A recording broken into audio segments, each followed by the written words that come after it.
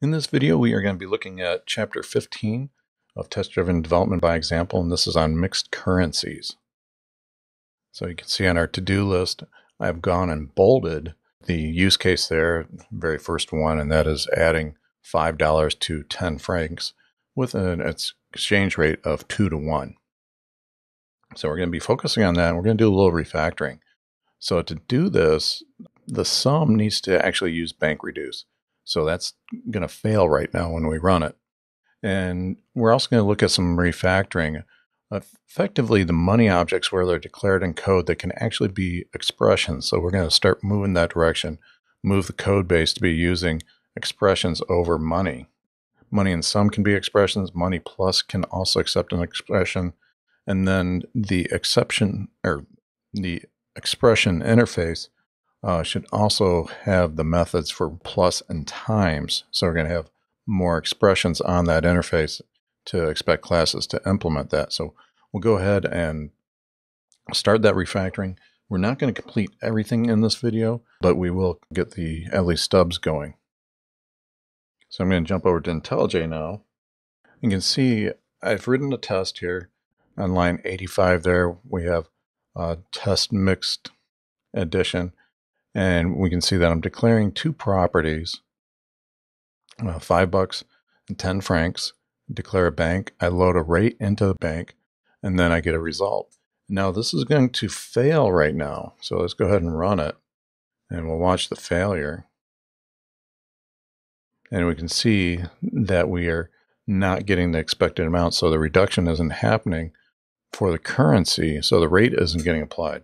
And that's to be expected because if you look here, at the sum, and the bank object is not being used at all.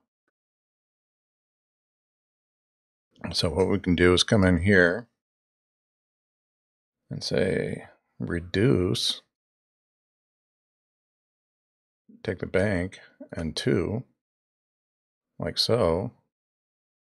And we can also apply that here, reduce, bank. So both of those will work. And now when we run the test, we can see that our test is now green. But we still have some refactoring that we can do here. So on our sum object, the money can actually be an expression.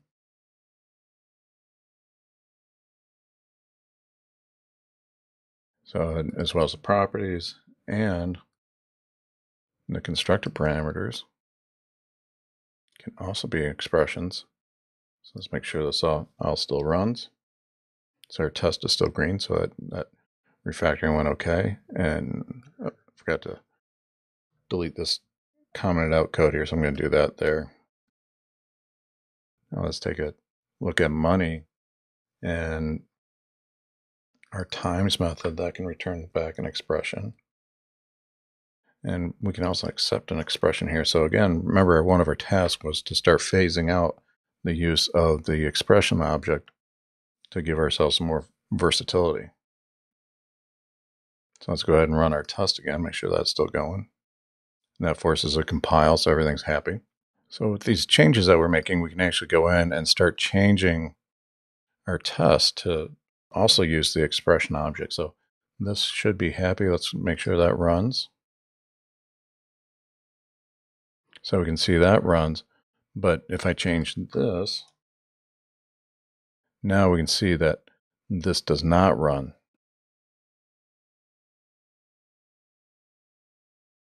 So what we want to do is pull this up to the expression, like so. And now when we come over to sum, you can see that sum is not happy, so I'm going to come down here, and Command N, say implement methods. You can see that it's looking for that plus. So let's go ahead and run all our tests, make sure that we are still running correctly.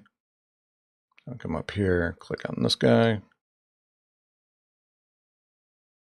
can see that our 10 tests, they ran pretty quickly in 21 milliseconds. So everything's still green. I'm going to stop there. Let's jump over to our task list. Now you can see the task that we set off to do, the add money. We've crossed that off. We still have return money on the list. And now I've also added sum plus and expression times. So we did sum plus, we put it in there, but we just put a stub on there. So we're going to add it to our to-do list.